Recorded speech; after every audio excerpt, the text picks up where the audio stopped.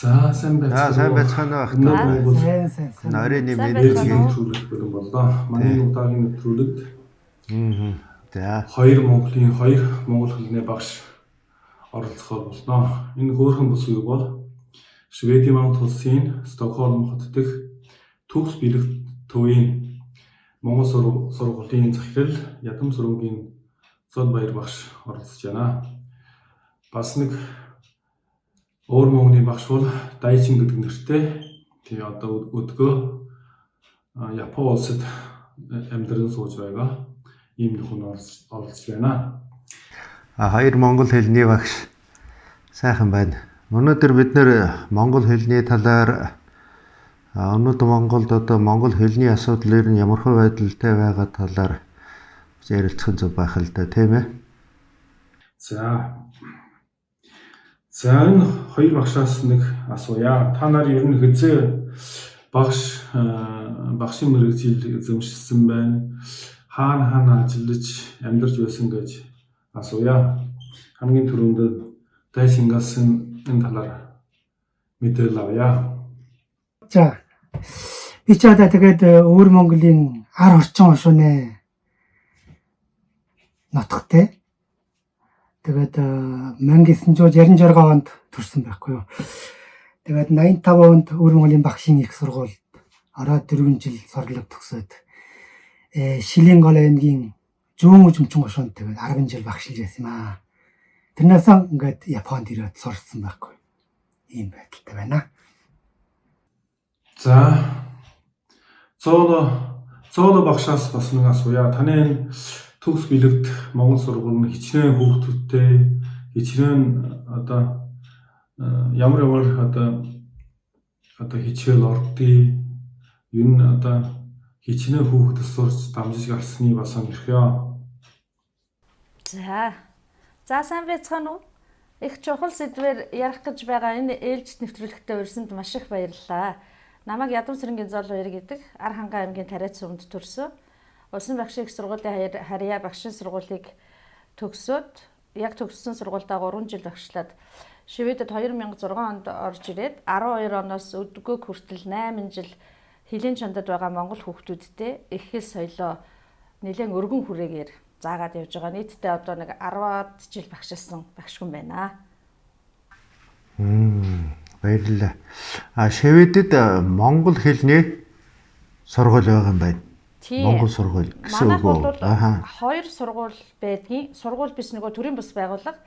Тэрнийх нь манайх бол яг тогтвортой тасралтгүй 8 дахь жилдээ үйл ажиллагаа явуулж байгаа гэдгээрээ бусад төрийн бас байгууллагуудаас нэлээд онцлог олон монгол хүүхдүүд хамруулдаг гэдэг утгаараа нэлээд онцлог ийм төрийн бас байгууллага буюу сургууль байгаа. 2012 оноос анх 15 хүүхэдтэй жижигхэн номын санд Үзмэ гэдэг багш маань байгуулж ирсэн. Улсад 34 жил ажилласан Ламжмын Үзмэ гэж багш байгаа.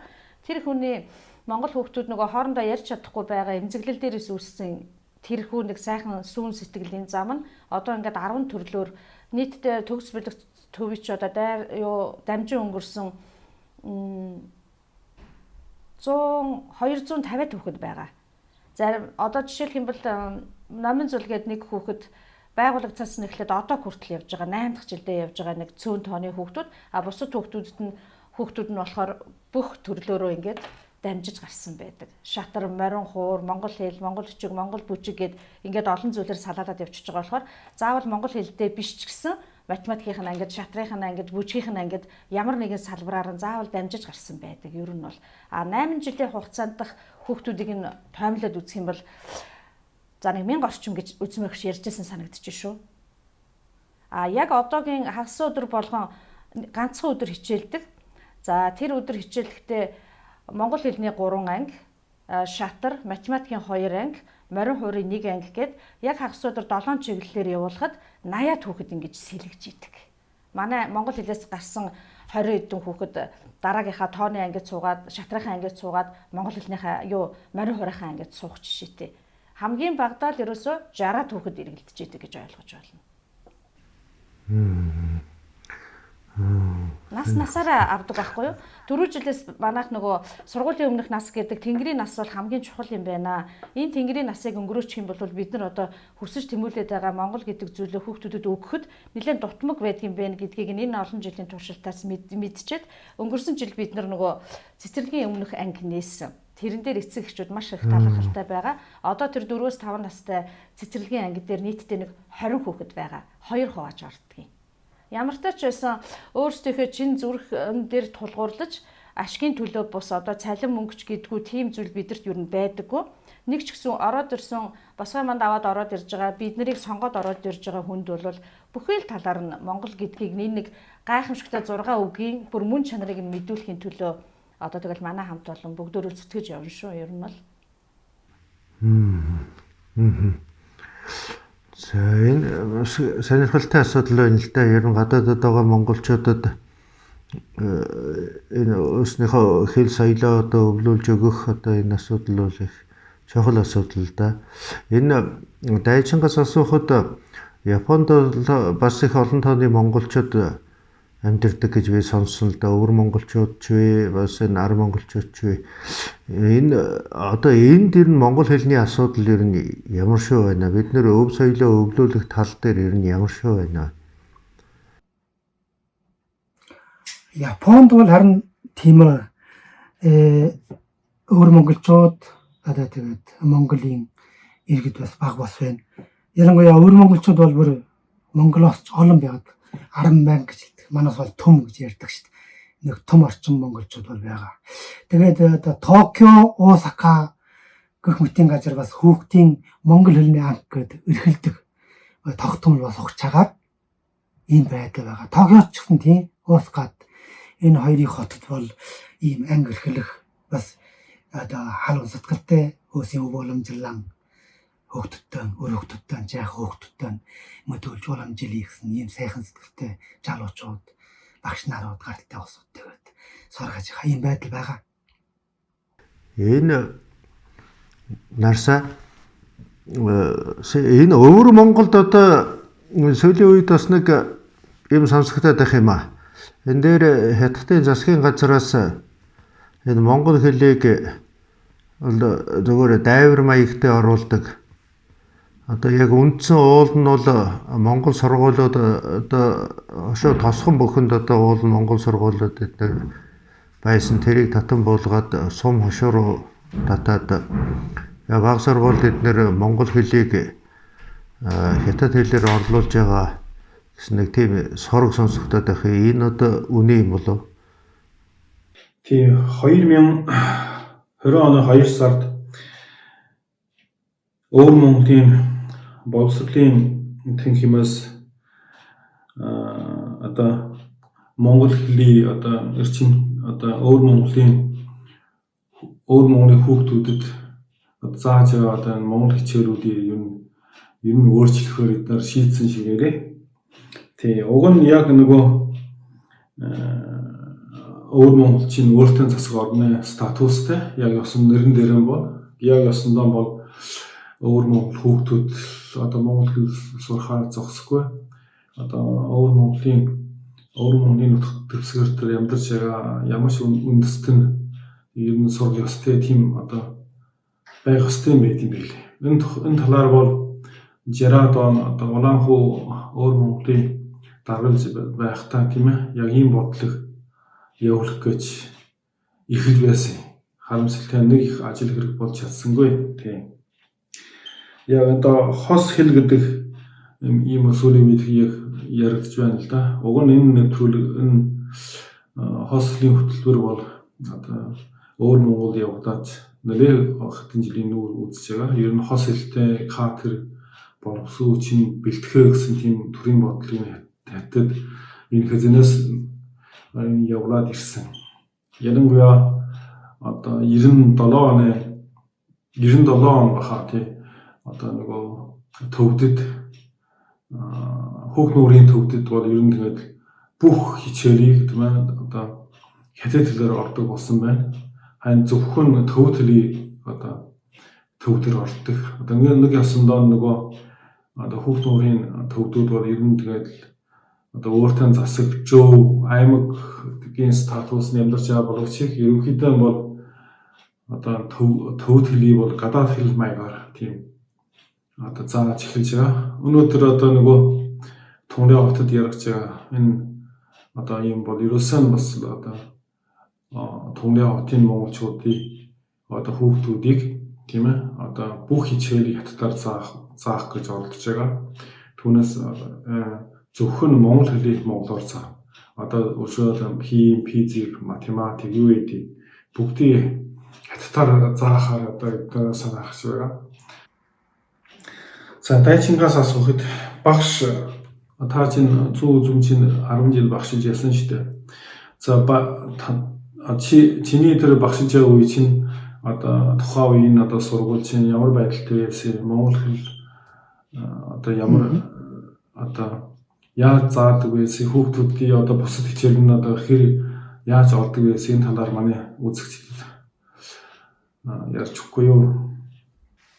Одоо яг миний багшилж ясан бол Жүүн Үзэмчин хошоо гээд Шилэнгалын аймгийнхаа ч гэсэн одоо бүх өвөр Монгол ч гэсэн бас одоо Монгол уламжил соёл хадгалдаг хамгийн онцлогтой сайхан тал нутаг байсан шүү дээ. Энд бол монголчууд бол баг сургуулиасаа одоо дээд жирийн донс сургууль, Антон дээд донд гэж хоёр хаваадгийн тэгээд 10 жил, 11 жилийн сурлаг төгсдөл бол монголоор хичээлдэг байсан.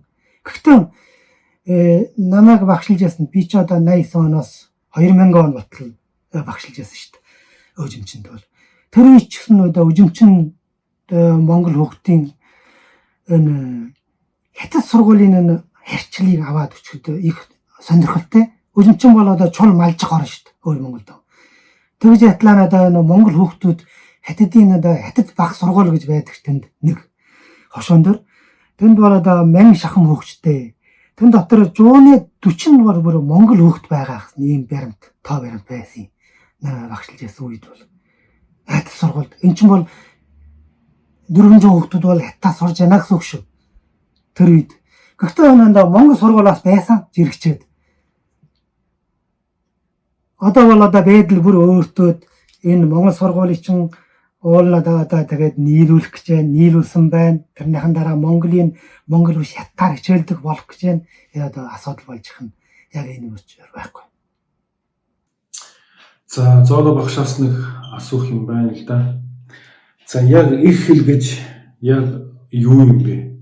Энэ талаар одоо монгол хэлний багшийн хувьд тийм ээ одоо гадаадд сууж байгаа монголчуудын хүүхдүүдийг их хэлээ заах гэж хичээж байгаа одоо багшийн хувьд бол та юу гэж бодож байна?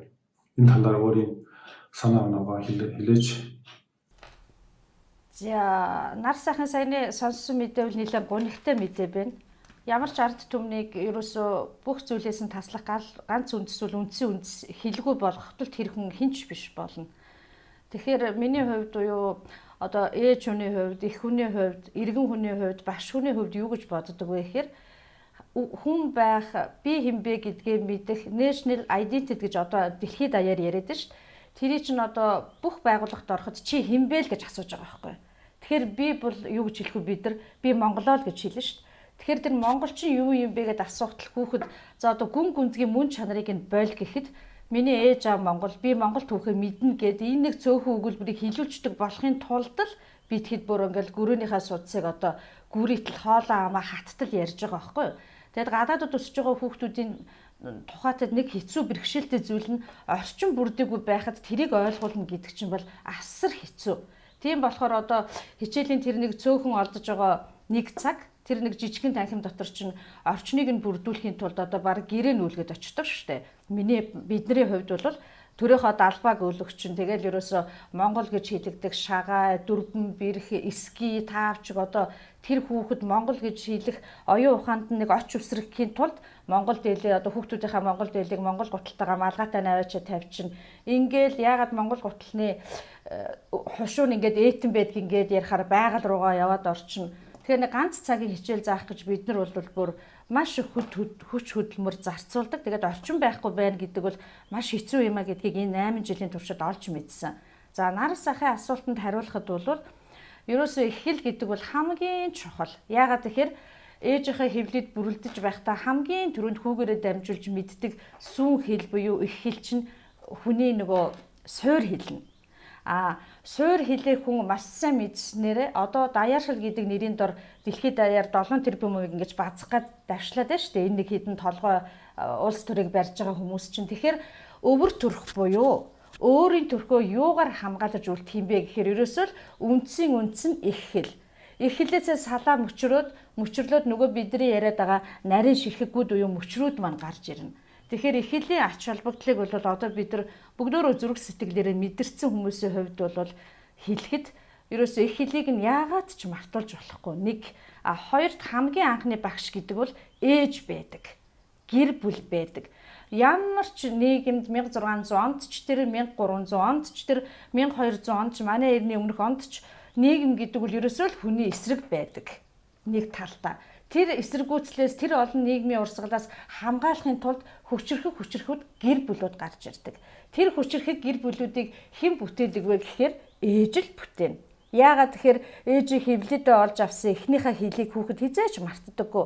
Их хэлээ мэдж байгаа хүүхэд бусад нөгөө 2 дахь хэл 3 дахь хэлийг сурахдаа нөгөө зүйлд нь автдаггүй. Нэг байшинг хараад ямар гоё юм бэ гэж дуу алддаггүй. Яагаад гэвэл 1260 онд эний чинь Батхан ч юм уу хин ч юм байгуулсан байсан шүү дээ гэд түүхээ мэдж байгаа учраас тэр өнцгөөс хүүхэд маш өөрөө харах боломж бол их хэл.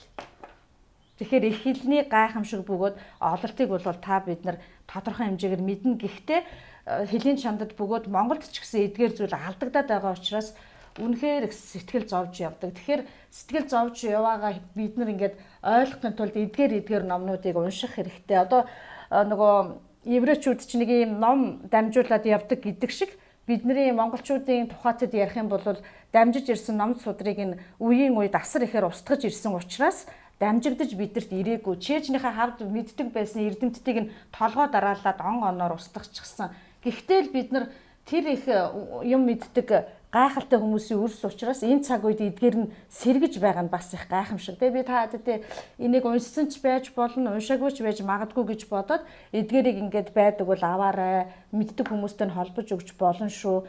Тэгээд Монгол хүнийг хараа, Монгол ухаан л бий болгоно. Монгол хүмүүжлэл Монгол хүнийг гаргана. Тэрнээс биш Японоос авчираад юм уу, Германоос авчираад энэ хүний нөгөө дотоод мөн чанартай зөрчилдөд байгаа байхгүй юу? Гэдгийг 8 жилийн тухайтад ингээд заагаад ирэхээр хүн маш их ойлгодог юм байна. Тэгээд яавал нэг ч гэсэн зүйлийг эцэг эхчүүдэд зөв хэлээд өгөх вэ гэдгээ их чиглээд ингээд бодоод явчихдаг юм байна. Тэгэхээр нэг ч гэсэн хүн зөв ингээд яриад ирэхээр нэлээ хідэн хүнийг дагуулах чадвар байдаг юм байна. Бид нар хүүхдүүдэд голохгүй нэг ч хүүхэд байсан бид нар хичээлээ заадаг байхгүй юу? Яагаад тэгэхээр заагаагүй тэр гэртээ унтаад үлдсэн 10 хүүхдүүдийг магадгүй 20 жилийн дараа чиглүүлэх хүн чинь нөгөө ирээд сууж байгаа ганц хүүхэд маань аахгүй юу? Тэгэж бодож бид нар ингэж заадаг. Тийм болохоор энэ нөгөө өндөс угсаа руугаа ордог. Тэгээ чи хинбэ гэд нэг том группэд нэг монгол залуу орсон чинь монгол гэдгээ тайлбарлаж чадаагүй тэр залууг тэр групп аваагүй кейсүүд одоо дэлхийд даяараа цацагдж байна. Наа талаас хэдүүлээ уншихад мэдэгдэж байна. Тэгэхээр хичнээн брэнд дээр хувцлаад хичнээн гоё бие биелдэртэй хар нүдтэй хар устай гадна талаасаа харахад монгол мөртлөө дотоод мөн чанар нь монгол биш болохоор гадаадын тэр мундаг хүн хүртэл ойлгож шít. Чи мөн чанараа мэдээгүй юм чинь манай компанид чи чин зүрхнээс ажиллаж чадахгүй гэд ингээ ажилд авахгүй байгаа байхгүй. Тэгэхээр бидний энэ та хэдийн мас санаачлаад явж байгаа энэ зүйлийг л би оюуны одоо тийм соврог байдаг бол бүтээн босгож байгаа маш том ажил эрхэлж байгаа юм байна. Тийм болохоор одоо энэ яг энэ цаг тухайд та нартайгаа хуваалцаж сууж байгаадаа би бол нэм баяртай байна. Тэгээд дахин хэлэхэд их хэл гэдэг бол язгуур бөгөөд үндсийн юм аа гэж хэлмээр байна. Тэр үнэн багш. Үнэн тий. Тий, нэлээд жоохон даялаад явчихгүй юу. Их хэл гээд ярихаар зөвхөн нөгөө ээжтэй холбоотой ярихаар хажуу талын хантай холбоотой болохоор тэгтээ дэргүй өрх гэр бүлийн соёл ороод ирж байгаа болохоор хүссэн үсээгүй Монголынхаа соёл руу хөдөлөө гулсаад орчиж байгаа байхгүй. Тэгээд соёлны юу юм бэ гэдээ үзэхээр ерөөсөө л манай түүх. Тэгээд одоо энэ номон дээр ингээл уншихад 0-7 насыг тэнгэрийн нас гэж нэрлэдэг. Тэр 0-оос 7 настай хүүхдэд хүн ээж хүн нийгэм юу ч гэж хэлсэн хүүхэд ямар ч шүүл дүргүүд баруун 102 тархинтай хүлээж авч байгаа байхгүй юу. Тэгэхээр бид нар нэг талдаа аймаар юм шиг мөртлөө нөгөө талдаа бид нар хүүхдээ өөрсдийнхөө хүснээр бий болгох боломжоо бид нар мэдгүй алдчихад байгаа юм. Тэгэхээр тэрийг л бид нар алдахгүй байх хамгийн чухал. 0-7 наснд нь чи Монгол хүн шүү гэдгийг л хэдүүлээ нийлэл ойлгуулчих юм бол хятадууд одоо юу ч гэж зааж байсан мөн чанараа тэр хүүхэд хизээж алдахгүй. За бүгдөө ингээд хятад хэлээр заадаг байж гэж бодъё. Одоо муухагаар жоохон сөрөг ингээд бодоход хэрвээ үнэхээр мөн чанараа ойлгоцсон хүүхэд бол очиод энийг монголоор уншина. Гэртээ олдож байгаа цагаа монголоор үлдэх тэр зүйлийг нь л бид нар өгөх нь хамгийн чухал. Тэрэн дээр хэн нөлөөлөх вэ гэхээр ээж. Ерөөсөө ээж бол хамгийн анхны багш гэдгийг одоо бүр энэ 21-р зууныхан бол бүр маш сайн ойлгох хэрэгтэй. Яагаад монголчууд Африк, Австрали, Америк хоёр твийг үлдээгээд бараг бүх дэлхийг эзлэхэд яагаад тийм хүчрхэг мундаг байсан бэ гэхээр ээжүүд л хүүхдүүдэд тэгж өсгдөг байсан байгаа байхгүй юу? Чи бол тэгээд энэ дээр бас нэг өмнө нь та хэд хэрвээ сонсч байсан үгүй юу? Би яг энэ давшинд хэлмээр санагдаад байна. Юу яах юм бэ лээ? Хүүхдэд нэг багтал өгөөд би чи монгол хүн шүү дээ гэж бодогдох хамгийн чухал юм өвөө эмээнэр байдаг юм байна. Өвөө эмээнэрийн тэр үе тасарчхаараа хүүхд чи ерөөсөө тийм багталгүй өсдөг юм байна л да. Тэгэхээр одоо Монгол дээр жишээ аваад ярих юм бол сүүлийн 30 жил тийм юм байгаагүй. Эцэг их нь мөнгө өгөөд хөөх юм амьдралаа өгөөд гадаадад гарцсан 50 л гэдэг нэр шинээр гараад ирсэн. Гэтэл одоо би өөр дөрөв жишээлээд ярихаар бүтэн гэр бүлтэй мөртлөө эмээ өвөөгөө мдээгүй хүүхдүүд чинь нөгөө нэг багтал гэдэг ийм холбоос нь бүр ингээд 15 жил 30 жилээр ингээд тасарчиж байгаа байхгүй юу. Аав ээжээсээ хүүхэд бүрэн мэдээлэл өсөж авч чаддгүй юм байна.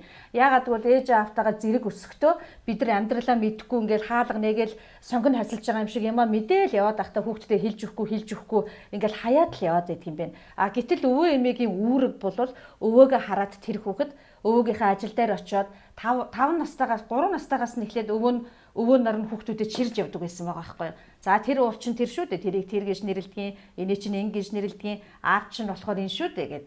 25 нас хүрэхдээ нэг үеийн дуусаад 50 хүрэхдээ хоёр дахь үе дээрээ очиход өвөөгөөсөө залхамжилдаг тэр гагнаас хамгийн алтан гагнаас нь ерөөсөө биднэрт социализмын үеэс эхлээд байгаагүй юм байлээ. Тэгээд 30% нь өргөдөд зуур дээр алга болчих юм байна. Нөгөө одоо та хэд шиг юм мундаг хүмүүс байна. Гэтэл тэд нар 30% нь өргөдөд алга болчдөг. 30% нь мэдсэн боловч яаж өвлүүлэхээ хүүхдтэй мэддэггүй юм байна. Сонирн байгааз. Тэгээд 30% нь 30% нь хоёр дахь амьдрал зохиочдөг.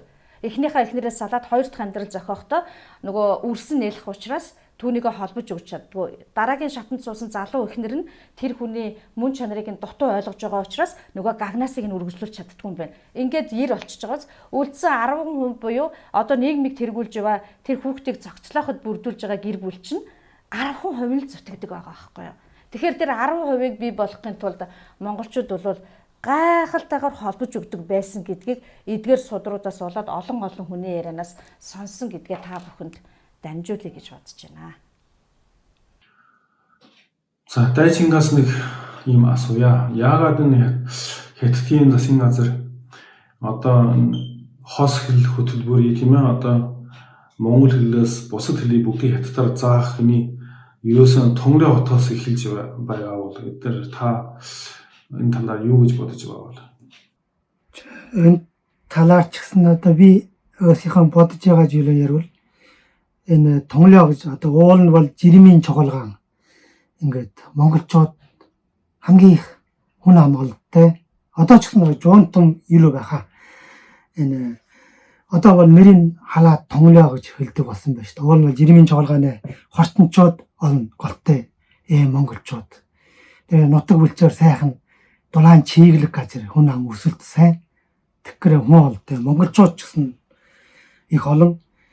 Одоо нэг талаараа бол тонглоо гэж одоо ярьдаг тэр орчмоор хятадууд одоо зүүхөд орно. Хятадын хэлдэг зүүхөд орно. Манайхны тэр одоо хортончуудын нутгаар орж ирэх үед бол хятадууд хордон орчихсон.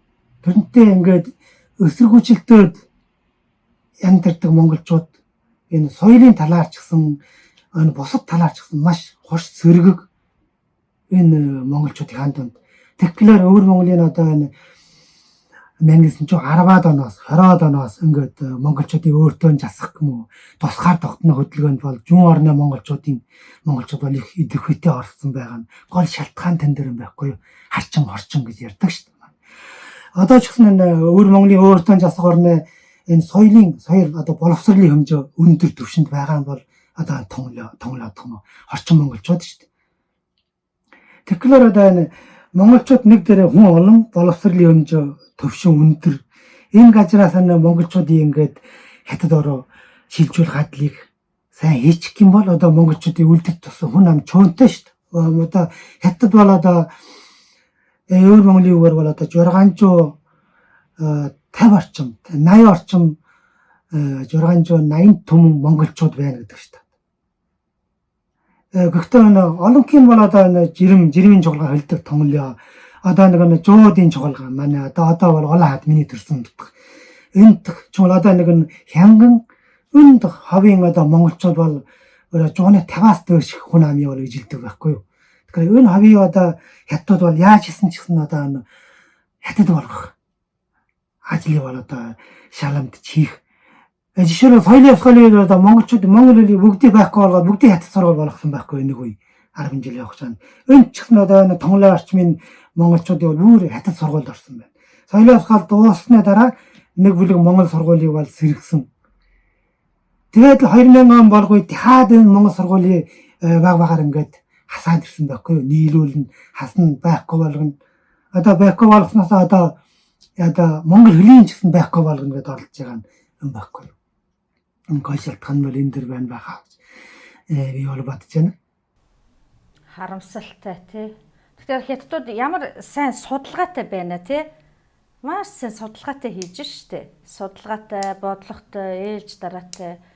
Гэтэ хятадууд үнэхээр гүрэн улс байсан уу гэж аваад үзвэл түүхэн дээр эргэлзээтэй юм байлээ штэ. Гэтэ одоо та бүхэн бид хэд 21-р зуунд сайхан цагт амьдарч байгаа юм чинь миний хувьд бол нэг талдаа гунигтай мэдээ, нөгөө талдаа та хэд сүрж зогсохч гэх юм уу ойлгуулах ач холбогдол бас байж мэднэ. Яагаад гэвэл хүн өөрөө ингээд нэгэн ухаантай бие махбод юм чинь тэр хятадын бодлогоос нь давуутай зүйл ерөөсөө мэддэг чаддаг нь ярих л юм байна лээ. Ярих л чухал. Одоо ингээд нэг 10 хүн байхад эхлээд иймэрхүү юм ярихаар хүн ерөөсөө хүлээж авдаггүй. Нүднийх нь харцсан дээр нөгөө энэ одоо юу яриад байгаа юм бэ гэж үл тоомсорлол мэдэгдээд тэгээд нэг дараад нь дахиад ингээ 3 4 удаа яриад ирэхэд нэрэж тийм юм уу гэд ингээд нэг эргэсэн байдал нь мэдэгддэг. Тэгэхээр хүнийг ерөөсөө орчин үед бол сэтгэл санаагийн сэтгэлгээг нь ирүүлэх зүйл бол мэддэг хүн нь маш их ярих л юм байна лээ. Би бол тэгж л ойлгосон. Яриад л ах хэрэгтэй. Гэтэл 10 хүнд ярьжсэн сонсоогүй үлдсэн 60 хүн дараагийн удаа нэг өөр хүн ярихад нөгөө сонссон 10 хүн чинь өсөө төлжөөд ирэхэд цуурыг нь хөрсийг нь тавьчих хэрэгтэй байхгүй. Тэгэхээр хөрсийг нь яаж тавьж өгөх юм гэхээр ярих. Өшөө зөндөө олон арга одоо байгаа тий гэж бодож байна.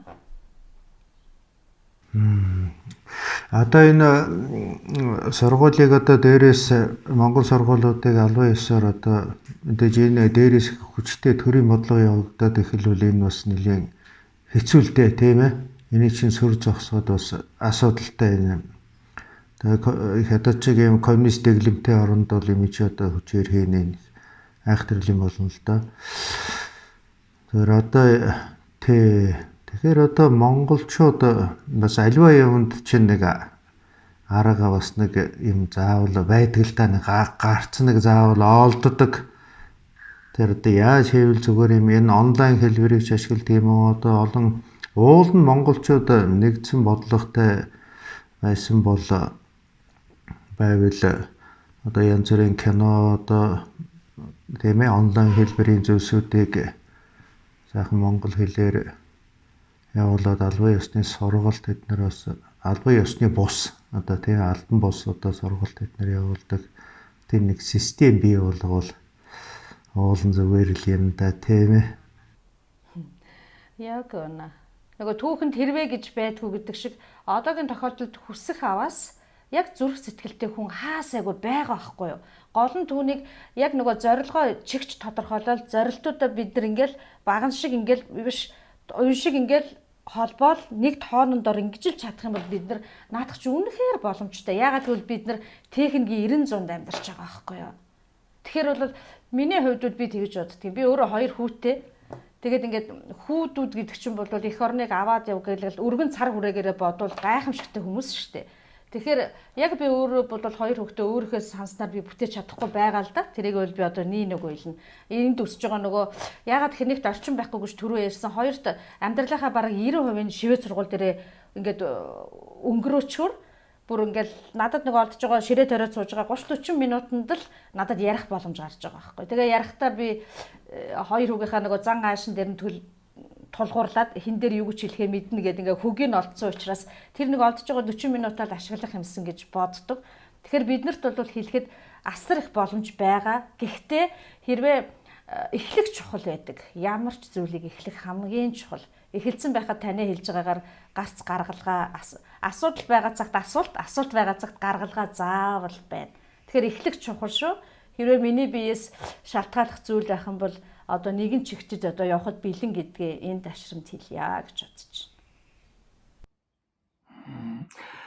Энэ би нэг юм хэлийгээд бодоод их. Одоо энэ манайс ч бол одоо хэлдэг. Манайс бол өмнөд Монгол гэж, юу гэж өөр Монгол гэж хэлэхгүй бай гэж хэлэгтнийг татгалж иж өмнөд Монгол гэж. Яах тань тэгж хэлж явах вэ? Монгол улсаас өмнө өсөд байдаг учраас улс төрийн санаатай үг шүү дээ. Энэ одоо шууд ярил өөр монголоор төв болгосон өргөн төрний монголчуудыг багтаагаад бол манайс өмнөд Монгол гэж ярьж байгаа шүү дээ. Энэ Монголын монголчтойгоо адилгүй энэ өмнөд монголчууд гэдэг юм бол энэ одоо наш чиг монголоор ярьж яхан ч гэсэн ярихгүй ч гэсэн энэ үжил сэтгэлгээний тал одоо юу гэж хэлхий одоо үндэсний ухамсар гэдэг юм нэг бүлэг хүнд бол бүр байхгүй болчихсон байхгүй юу. Энэ бол хаттын бодлогын үр дүн яах яахгүй. Энэ одоо тоо баримтаар ярихад одоо бүр тодорхой шүү дээ. Одоо хаттад байгаа бүх монголчуудын зууны 30-аас дээшх нь бол одоо бүр ингээд чул хятад болчихсон гэж. Энд ч одоо их харамсалтай гонхтой тоо баримт байгаа шүү дээ. Өөр Монголын өөртөө засаг орчихсон зууны одоо 20 монголчууд бол бүр хятад болчихсон гэж. Хятад болчихлоо гэдэг чинь бол Монголын хөлөө мэдэхгүй, төөхөө мэдэхгүй, нэн соёлоо бүр мэдэхгүй шүү дээ. Энэ хөлгөөнгийн хөлөө алдсан монголчуудын муу биш. Энэ чинь тийм биш шүү. Энэ бол Монголын монголчуудтай адилгүй өөр монголчууд гэдэг юм бол жинхэнэ тийм өргөчлөө гэдэг юм байхгүй шүү дээ. Өөрийн хөлөөрөө амьд хөлий гэсэн өргөчлөө байхгүй. Өөрийн соёлоороо амьдрий гэсэн өргөчлөө байхгүй. Хүн чамайг энэ одоо жогсгол жогсоод суугал суугаад одоо хятаар яргуул хятаар ярина гэсэн. Ийм л болж байгаа хгүй. Энэ талаар нь бол Монголын монголчуудтай адилгүй. Энэ өөр монголчууд бол тэгтэн Монголоос өөрийн давуу тал байна гэдэг нь одоо өрөөд зарим асуудал юм хэлдэг шүү дээ. Монголоос бол манайс ч юм бол да баялаг сайхан амьдэрдэг шүү гэдэг. Гэхдээ яг байхгүй юм байхгүй юу? Энэ Монголын нэг хип хоп дуунд бол би нэг төвөнд ийм нэг дууг сонсч өнгөрсөн. Хаалгас хоосон хамаагүй хамгийн сайхан над өргөч чөлөө байдгаа гэдэг. Энэ одоо манайс хаалгас арай жаахан дундуур юм байх магадгүй. Гэхдээ хамгийн чухал манайс өргөч чөлөө байхгүй. Яг юм учраас манайс энэ identity гэж ярьдаг шүү дээ. Үндэсний ухамсар гэж ярих юм. Энэ юм бол их алдагч байгаа. Харин энэ гадны оронд ирээд энэ identity гэдэг нь дахиад сэргэж байгаа юм байдал. Жишээлбэл одоо өвөр Монголоос ингээд Японд ирсэн монголчууд ягаад ингээд Япон хөлнөө монгол хөлнөө анги өрхөлнө гээд их чармааж явах бай өвөр монгол залуучууд.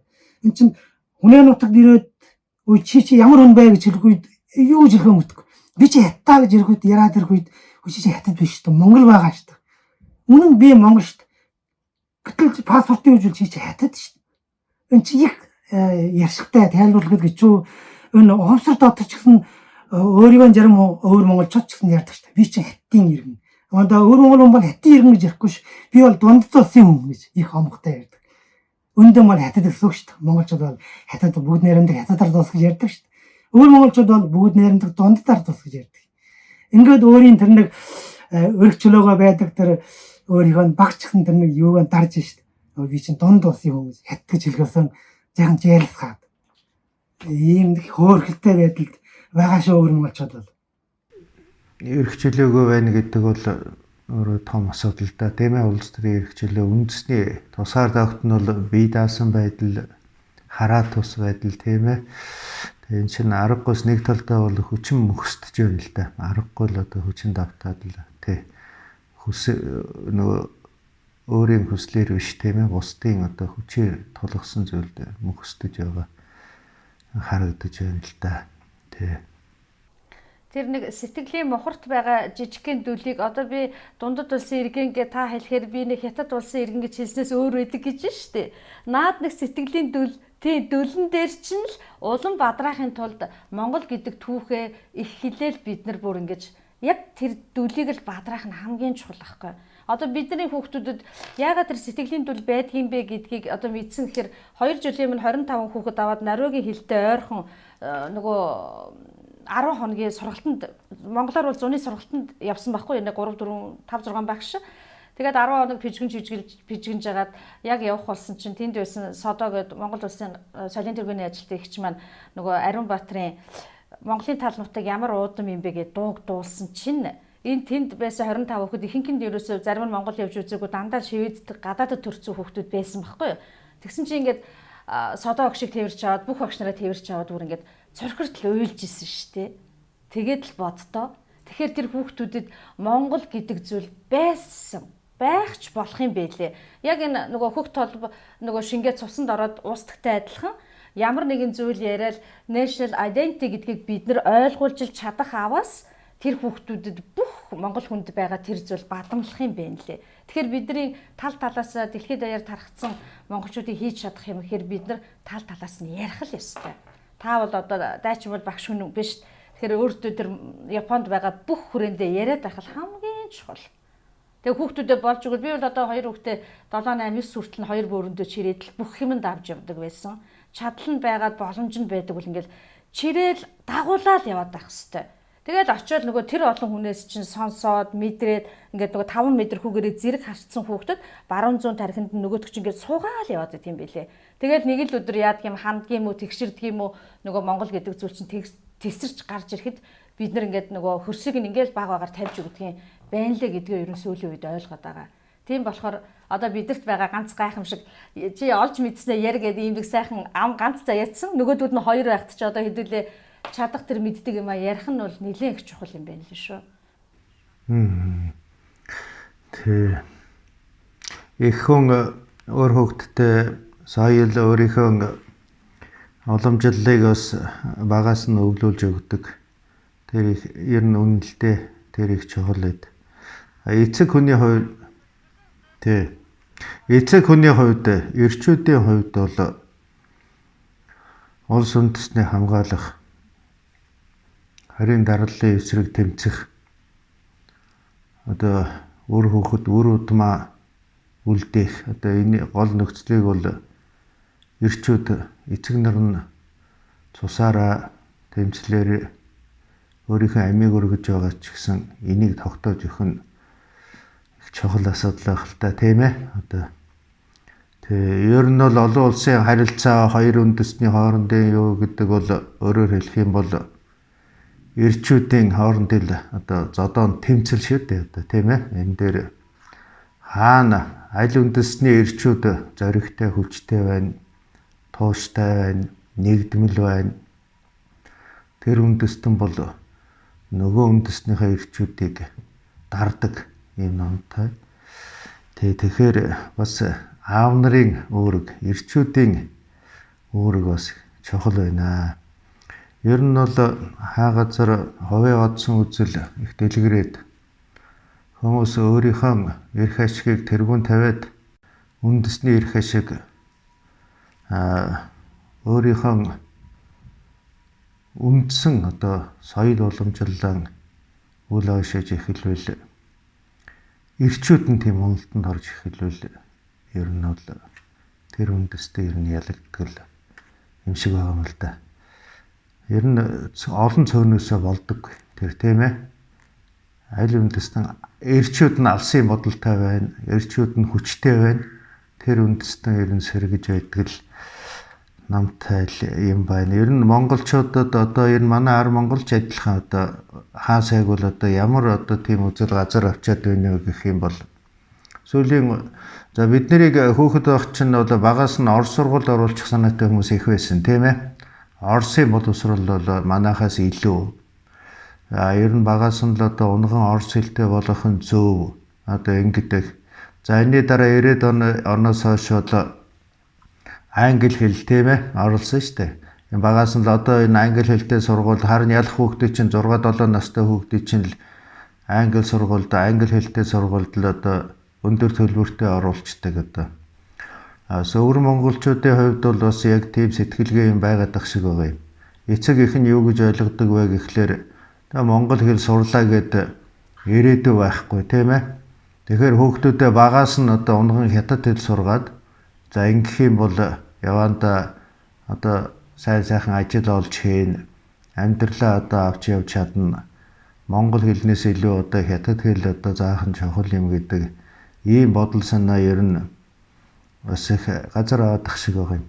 Энэ өөрийн үндэсний үзэл санаа, итгэл бишрэл одоо тийм нэг юм байхгүй болоод ирэхлээр л одоо ийм болдгийм удаа л гэж би бодоод байдаг болчиход байгаа юм л да.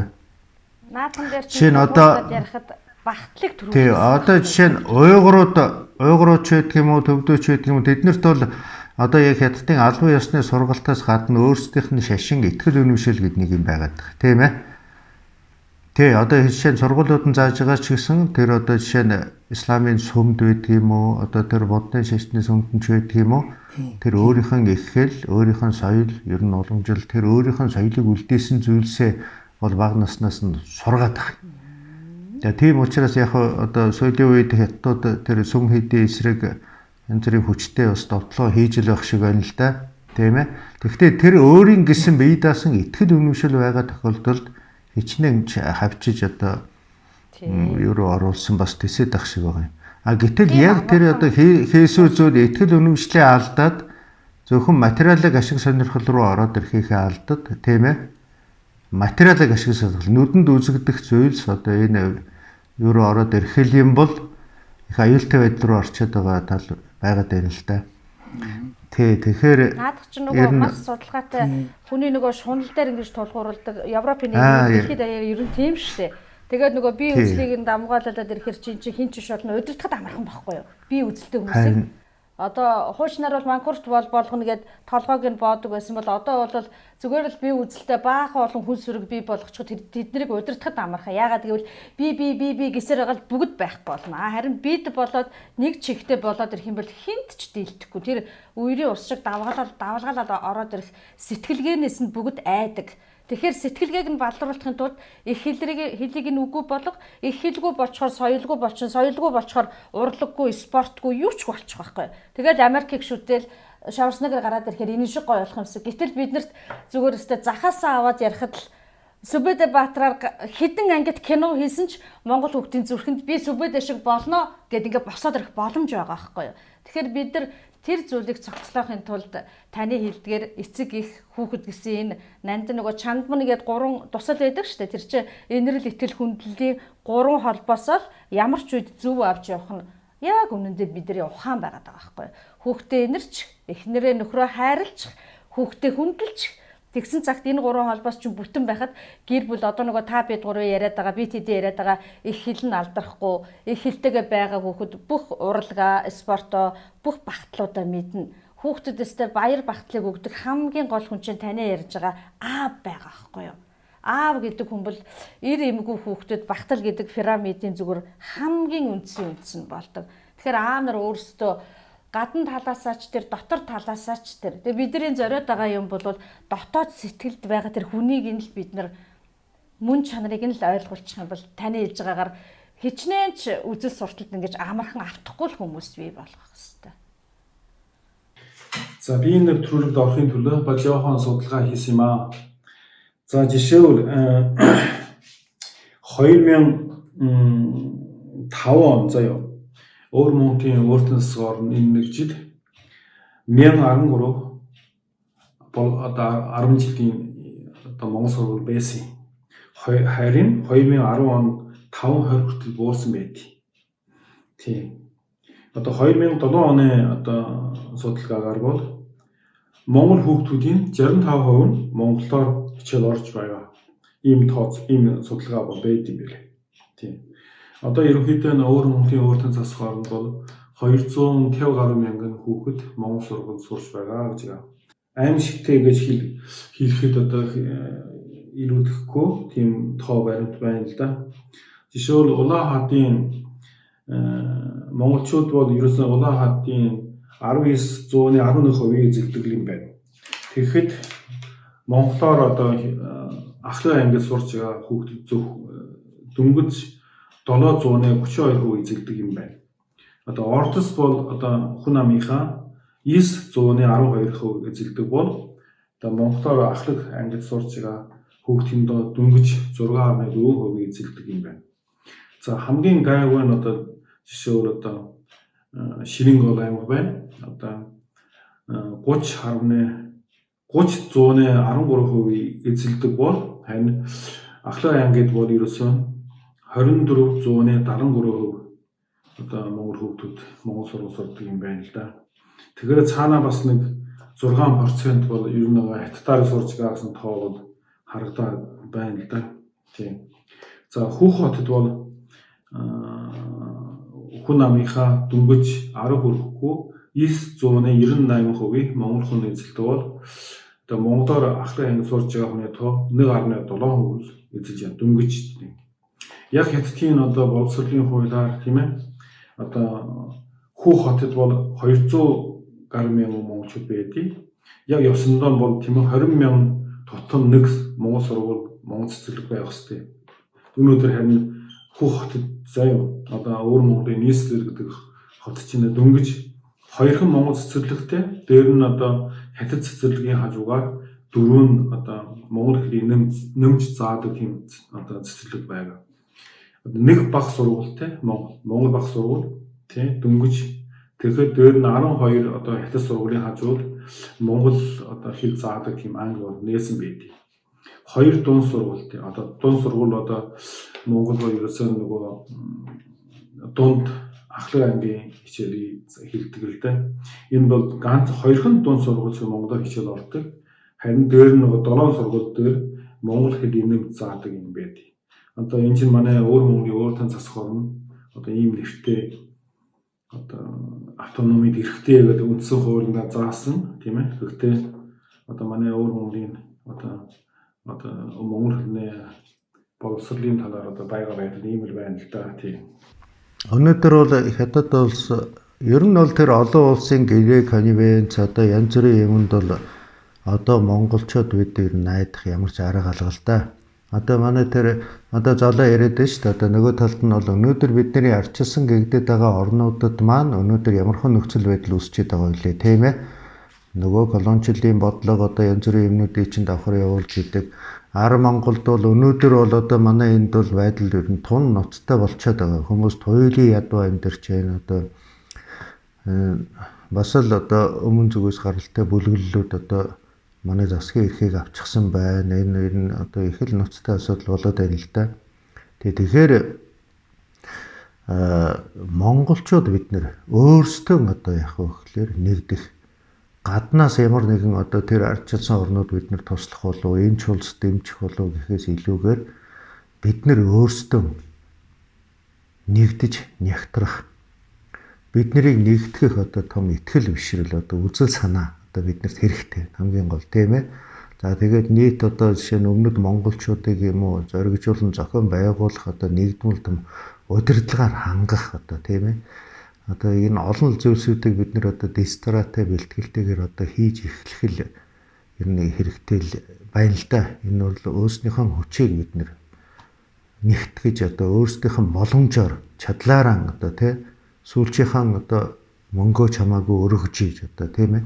Заос мөнгөө чамаагүй өргөж одоо юу хийж чадах вэ? Бүхэл хүчин зүтгэлээрээ тэр хамтдаа нэгтгэх, хүчээ нэгтгэх энэ асуудал ер нь хамгийн чухал болоо да. Ингэж чадвал харин бид нэр тий бас тэнгэр биднийг ивэж тийм ээ. Одоо биднэрт эрхчлөө тусгаар тогтнол одоо энэ үндэсний бие даасан байдлаа олохгүйгээр өнөөдөр ер нь цаашдаа явах аргагүй бол одоо энэ л та. Ер нь бол тий. Цаг нь болцсон юм чинь сэргээд ирдэг.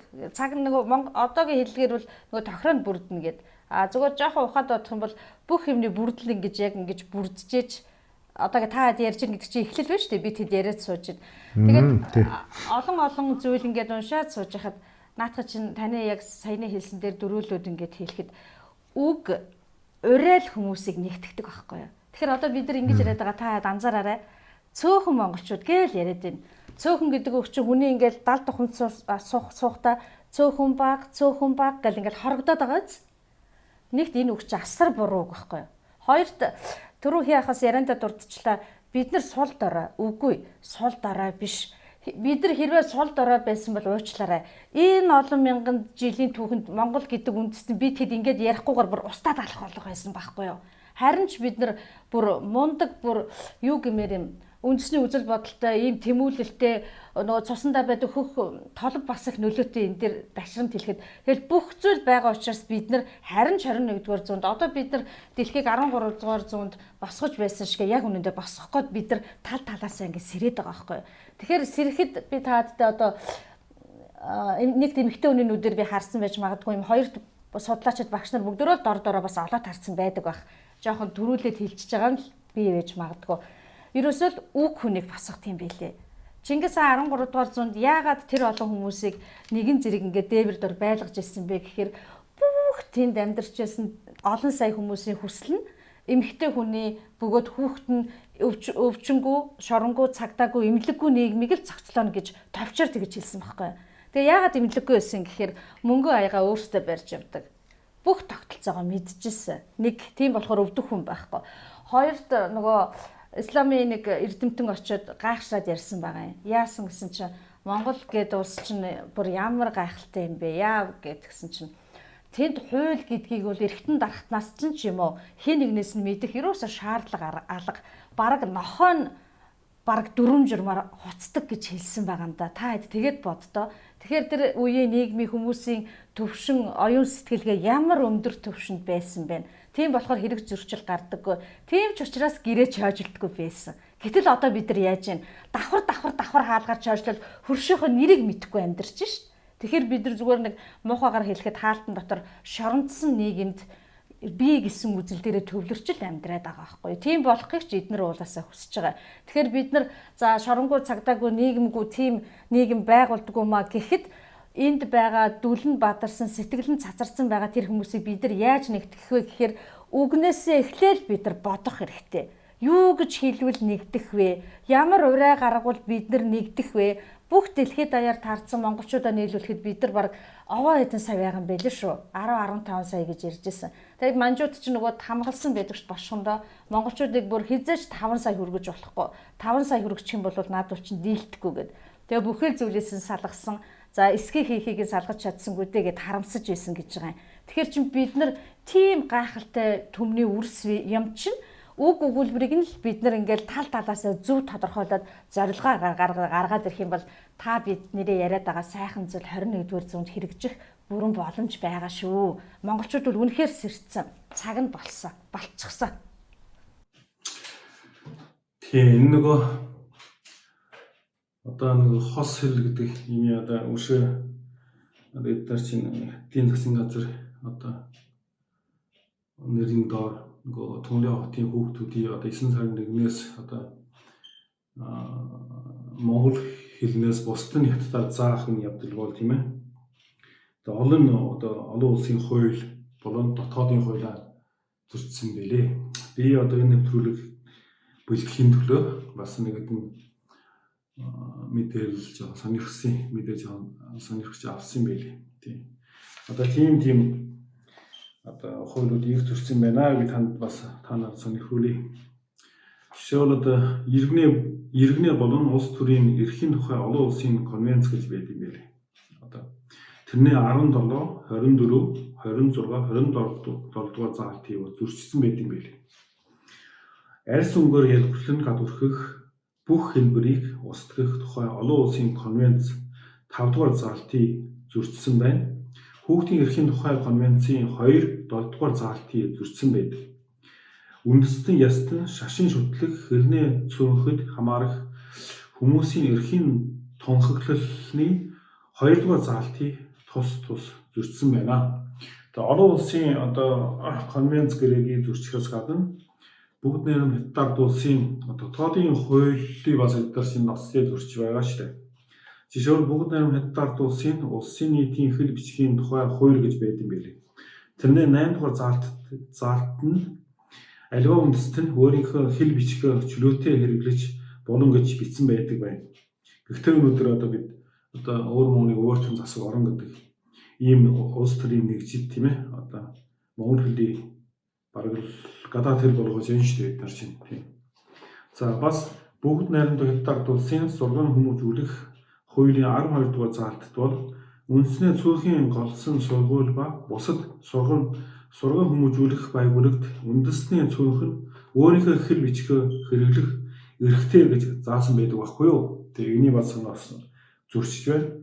Үүнээс гадна бүгд найрамд Хятад улсын үндэсний бүсийн өөртөө засах хууль гэж бас байдаг. Энэ нь бол 1984 онд баталсан байдаг. 2001 онд Хятадын ардын их хурл дахин засварласан байна. Үүний 10 дугаар заалтад бол үндэснээ өөртөө засах орон нутгийн байгууллага тус орон нутгийг үндэсний хэл бичгийг хөгжүүлэх хэрэглэхэд ер нь дэмжиж ёстой гэж тийм заасан байдаг байхгүй юу?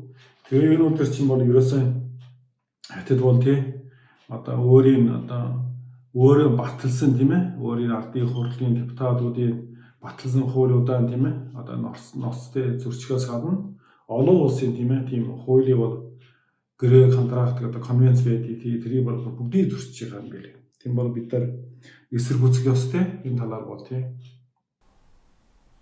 Тэгээд энэ дээр яг нэг зангидад хэлэхэд хамгийн анхны багш ээж гэдгийг битгий мартаарай. Өрх гэр гэж тусгаар байгаа бол тэр хантай ч өнөө ханигуч өнөө гараасаа хөтлөх ингээд үртэй ээж хүн гэдэг бол үндсээ бүтээн бий босгож байгаа анхны багш гэдгээ гүн гүнзгий ухамсарлах аваас бидний хүсэж байгаа тэр сайхан зүйл чинь 10-15 жилийн дараа тишээсэн сайхан залуучууд болоод гараад ирэхэд ямар тач байсан ямар ч үзэл бодолд автахгүйгээр хүнийг ээжил бий болгоно шүү. Тэр хамгийн чухал.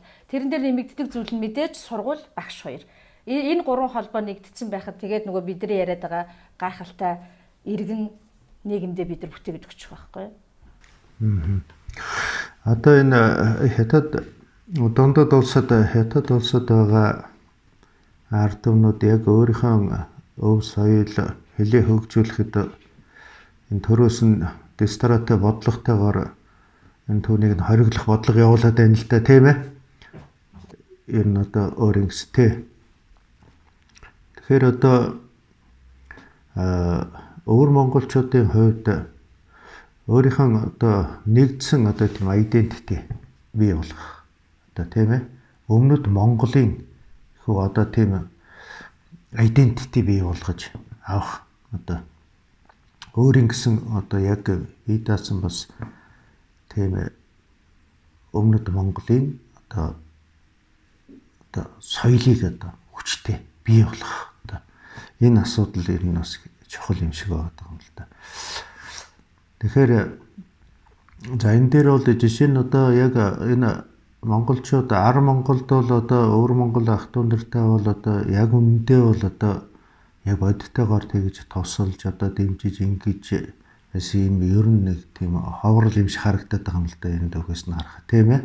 Тэгээ ер нь бол зөвөр нэг чадаж магадгүй зүйл нь бол одоо жишээ нь одоо зэрэг зэвсгээр тусалдагч байдаг юм одоо тэр эдийн засаг масгийн ядагч байдаг юм тийм нэг чадамж бол энэ ар Монголд нь байхгүй юм шиг байна. Зөвөр харин зөвөр хэлнийх нь хувьд одоо хэл тийм ээ.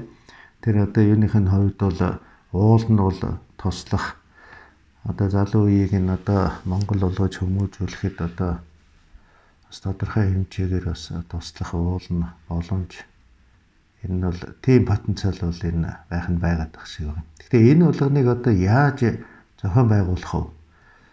Одоо яаж одоо энэ хоёрын нэг талд нь байгаа давуу талыг нөгөө талд нь авчрах вэ одоо тийм ээ? Одоо бид нар өөрийнхөө ах トゥ нарыг одоо өмнөд Монгол хэрвээ одоо энэ маягаараа одоо байгаад одоо ингэх юм бол хэдэн жилийн дараа гэхэд бол энэ бүрэн одоо хятадчлагдах тийм ээ? Өмнөд Монголд одоо өөрийн хэл соёл нь алдагдах тийм аюул байна л да. Энд чинь тэгээд дараагийн ээлжинд нь бол хаашаа орж ирэх үү гэхлээр наашаа орж ирнэ л гэсэн үг шүү дээ. Энд чинь аюултай байдал үүснэ. Бидний чи урдталд өмнөд Монгол ахын дүүс маань хамгаалж байгаа учраас бас бид чинь бас өөрийнхөө имийг хөгжүүлж бас ингэж яваа шүү дээ. Тэгэхээр бас ахын дүүсийн ачийг бас бодож явах хэрэгтэй. Бас тэгэхээр одоо бэхлэлт одоо тэр хаалт хамгаалалтаа бид нэр бэхжүүлэх тал дээр бол их бас санаа тавьж явах ёстой л доо. Тэгэхээр энэ дээр бол бид нар нэлээд ярилцах хэрэгтэй байх л та. Ер нь ямар гаргалгаанууд вэ? Альва юмд бас нэг арга нь олддог шүү дээ, тийм ээ. Тэгээ одоо бол яг шууд одоо яг ингэж хий гэхээр бас хэцүү байна л да. Одоо энэ бид нар бүгд ярилцах хэрэгтэй. Тэрүүн одоо хэний ярьсан тэг үг чухал гэж. Эхлээд эн чинь яриа үгэн дотор явагдаж байгаад дараа нь тэр чин цаасан дээр буuna. Тэгээ дараа нь макэ завгар болно. Тэгээ тэрний дараа бодит үйл хэрэг болно, тийм ээ. Санхүү мөнгө босгох хэрэгтэй, зөвхөн хүчнийхээ нөөцийг зөв хуваарлах хэрэгтэй, төсөв төлөлгөө зохиох хэрэгтэй, нэгдсэн бодлого боловсруулах хэрэгтэй. Одоо тэгсэн тохиолдолд эн чинь бодиттой үйл хэрэг болох л байх л та. Тийм гэж л бодож байна да. Таад ингээл хараалагаарай. Хүчрхэг гээд байгаа хүмүүс дандаа соёлоороо довтолдог шүү. Солонгос сүүлийн 30 жил яаж дэлхийд гарч ирв. Тэгэхэд бид нар ингээл соёлоор л хүүхдүүдэд тэр Монгол одоо та Америк киног анзаардаг бол ямар нэгэн кинон дээр Америк талбай 7-оос дээш удаа давталттай гарч байгаа байхгүй. Америк гэдгийг зүгээр тэр нэг 7-оос дээш удаа чухал моментын дээр өгөгдөл 70 тухамсарт нь Америк хүчрэхгээс суугаад байгаа байхгүй. Миний хувьд бол би хичээлээ эхлэхдээ би Монгол хүн дэлхийн шилдэг хүн гэдэг үгийг 7-оос 21 удаа манай ангийнхан бүгдөө хэлээд тэгээ төрийнхөө дуулалыг дуулаад эхэлдэг байхгүй. Зүрхэн дээр ягаа тавьж байгаа ингээл бүхэл нарийн ширээ имийг нь ярьж өгөх болдог. Тэгээ 7-оос 21 удаа байнга давтамжтай давтаад байхад ямар ч байсан тэр хүүхдийн ард бол Монгол гэдэг юм бол сууж л байгаа гэж би өөрөө итгэл үнэмшилтэйгээр түүнийгээ одоо 8 жил тасралтгүй хийж л байна л да. Тэгэл та тэгэл хүчрэхэг гээд байгаа улсуудын хийж байгаа бүхэл зүйлийг хараарай. Хамгийн хялбар өгөөд олон хүнийг далаацтайгаар хамарч чадах зүйл бол соёл. Тэр нь кино, жүжиг, дуу, бүжиг бүх төрлөөр байгаа байхгүй юу? Бүжиглэл та хэдүүлээ. Өвнөд Монголын шингээсэн хувцастай хүмүүсийг гаргаад бүжиглүүлж шít. Дуу хийл та тий. Дэлхийд даяар цацаж болж гин. Гэхдээ түүндээ Монгол гэдэг агуулгал багтаач л да. Одоо хүүх хамтлах шиг тийм үү? Кино гэхэд одоо бид нар Солонгос бол ямар ч баатаргүй жанжингүй мөртлөө яаж тэр хаан хаттай амьдралыг харуулад хүмүүсийг татаад байна. Гэтэл бид нар мандуухай цэцэн хатан буюу өөмөлжин цэцэг гэдэг нэрээр бүх контент хийгдэл бүх хүүхдүүдийнхээ тарих сэтгэл зүрхэнд нь холбоос орнд бид нар хийж боломжтой байгаа байхгүй юу. Тэгэхээр бид нар одоо ингэж ярьж байгаа бол эхлэл юм. Тэгээд цаашдаа таны ярьсан тэр ингээд контент болоод явах бүх цаасыг миний хувьд бол би л тэгэж бодоод байдаг. Юм эхлэх хамгийн чухал эхэлсэн байхад бүх гарц тэгэл бүрддэг. Тийм ээ. Одоо энэ өвөр Монголын байдал, өмнөд Монголын байдал бол Аар Монголтой бол нүдэнд илээр харагдах зүйл бол өсдөөр. Аар монголчууд бол өргөчлөөтэй. Өвөр монголчууд бол өргөчлөөгүй. Гэхдээ энэ далдтаан бол одоо соёлаарчсан, хөлөөрчсэн ил талаараа бүр холбоотой. Энийг бол яах ярахгүй. Гэхдээ энэ өвөр Монголд нүүрлж байгаа аюул одоо Ар Монголд тулаад ирэх боломж бол одоо бүрэн байгаа. Энийг бас чухаг сайхан ярьсан шүү дээ. Гэхдээ энэ гол дээсэн бол юу байна? Энэ бол хятад. Энийг бол одоо манай монголчууд ч гэсэнгүй манастай адилхан хав тавламтай ойгор төвд ч гэсэнгүй бүр сайн мэдж байгаа. Гэхдээ энэ европчууд тэгвэл Америк, Япон багтаад ингээд өндөн бол хятадын тэр далд хорон санааг бол их тийм гүн мөдөөгөө байсан шүү дээ. Гэтэл ойрын яг энэ ойрын одоо болж байгаа энэ өвчин хөжгөөс болоод энэ хятад хүн гэдэг юм бол ямар ямтан яаж ингэж хүнийг хорлдог, яаж ингэж гэрөөгөөсөө бочдог, хүний яаж мөхөлдөг, хүний яаж даралдаг гэдгийг бол одоо дэлхийгээр нь ястай ингээд нүдэн бүлтгийгээд харж байгаа шүү дээ. Тэгээ энэ байдал бол одоо энэ цагийн байдал гэдэг бол манаас бол одоо энэ түүх гэдгийг бол одоо түүх гэдэг юмд бол хэрвээ гэдэг юм байхгүй гэж хэлдэг шүү дээ. Гэхдээ манаас бол түүхээс бол олон юм сурах чухалтай тийм. Жишээлбэл одоо 1911 онд Чин гүрэн нурах үед, Манчин нурах үед монголчууд маш их завшаан байсан. тэгээд одоо нэг Монгол бол үлдсэн. Одоо нэг дэлхийн 2 дугаар дэм дуусаад монголчууд бас нэг их сайхан завшаан байсан. Бас тэрнээ сайхан ашигла дийлээгүй. Хөлгөөнгөө өвөр монголчууд өмнөд монголчууд бол бас цос орсгож төмсөнд. Гэхдээ бол энэ дэлхийн энэ улс төрийн энэ тэнцэлтөөний дундаас бол монголчууд их хохирлоо авсан. Өөрийнхөө сайн дураасаа биш байдалдаа хятадтай нэгдэж орсон байхгүй. Гэтэл одоо энэ хятад бол 70 жил яваад одоо ингээд ям насанд төгсөх гэж байгаа. Одоо манайс хэн ч гэсэн баг энийг үжээд байдлыг бол их төлөвтөн бол гадарлаж байгаа. Үнийг хүчрэх гүрэн ажаахын өчнөрөө дэлхийн 2 дугаар байранд ирчихлээ гэж хятад бол их оморхдог шүү дээ. Манайс ч одоо дэлхийн том гүрэн болж байгаа гар эргүүлээд хаашаа харсан. Гэтэл энэ яг энэ нэг ойрын энэ хөдөн цар хагас жилийн хугацаанд энэ хятадын байдал бол өсдөрөөр хавраад одоо ястай одоо өвхлийн мөхлийнхэн энэ чагвыг бол ирж байгаа шүү дээ. Энэ байдлаар манай монголчууд ч гэсэн маш их завшаан тохиол хөрөөд ирнэ гэж бол манайс болоо бодож байгаа. Тийм. Би бол одоо ингээд нодон төвдийн одоо чагаатны засаг гэж Далай-ламын байдаг одоо энтгийн даламсалд байдаг шүү дээ. Манайс бол өмнөд Монголын хоролтой гэдгийг төлөөлөөд ойдгоолсон. Тэгээд тэднээс юм одоо засаг даргаас эхлээд Далай-ламтай хүртэл жолгосон. Тэгээд тэднээс бол шууд ярьж байгаа. Манай төвдүүд бол одоо ингээд өрхөн алчсан нутагтаа байгаа хүмүүс. Гэтэл манайсын энэ засаг бүх юмрон бол одоо энд бэлэн байгаа. Аль нэг өдөр хятад ингээд норх юм бол манай засаг тэр чигээрээ очиод юм авах боломж бол бүрэн байгаа шүү гэж ингэж манайс бол шууд ярьж. Танаас ямар байдал байгаа вэ гэж ингэж асууж өгөхгүй. Энэ ч одоо манайс бол маш их юу гэж хэлнэ. Сэтгэл танаан дээр ч гэсэн аль талаар ч гэсэн нэг талаар нь бол маш ийм үндэсний хаан төлөө гэж ингэж ганц хоёр хөгч гэсэн ярьж байгаа томчиж байгаа хүмүүст бол нэг талаар нь бол их сөхөрүүл болно. Бас нэг талаар нь бол маш их чухал болж. Өвөр монголчууд бас хүнээ тоогоороо хэлэх бол хүн амын тоогоор төвдөөс нэг тутахгүй. Их төлөвтэй адил өвөр монголчууд өмнөд монголчууд хүн амын байдал их төлөвтэй 6 сая байдал энэ орчмоор шүү. Гэтэл төвдүүдийн нэг засгийн газар энэ сэтгэл санааны яттай итгэл бишрлийнхэн тэр чигэн төндөөн ингээд гадна сайхан чөлөөтэй оронд байхгүй. Өвөр монголчууд бол тийм байхгүй. Гэхдээ манайс бол нэг их төвдөөс адилгүй нэг тал нь Монгол улс гэсэн ийм нэг юм бол ард манай ард бас чадaltaй ч гэсэн ингээд өргөчлөөтэй орн байна шүү дээ. Энд бас манайс бас маш их хөсөл өрөмжил өөрлөж байгаа. Да түүхийн манайс харж болно. Гэхдээ ирээдүйн бас өчөхгүй бол гэж бол би бол бодож байгаа. Тий, одоо өвөр Монголын одоо ийм байдлыг бид нар яхааргүй эсрэг үсэх ёстой. Одоо хааны газар нэг хүрэх ёстой байдаг. Гэхдээ яг хятадчийн тийм одоо хүч далайлгдаг тийм ээ. Ерөн хүчиндээ барддаг тийм засан газар тийм одоо ард иргэдтэй газар шүү дээ.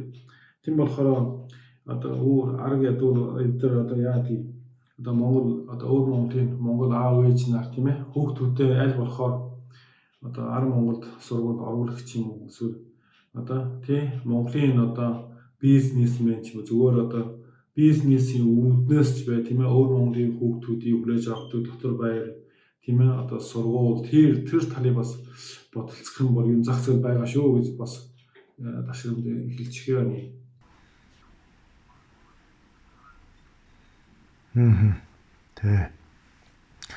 Тэгэхээр одоо энэ бэлтгэл гэж альва юмд бас бэлтгэл их чухал л да тийм ээ. Бэлэн байх одоо. Тэгээ тэр манай дайчин яг л ярьж илэн л да. Энэ нь бол нэг 100 жилийн өмнө бол монголчуудад их том уул нь бол боломж гарсан тийм ээ. Тэгээ тэр үед Йоан улс шиг улсыг сэргийн мандуулж болох үс чи боломж ер нь гарч илээ байсан юм билээ л дээ. Ер нь бол. Гэхдээ тухайн үед бол манайд удирдан зохион байгуулах тийм хүч нэгдсэн хүч бий болж чадаагүй.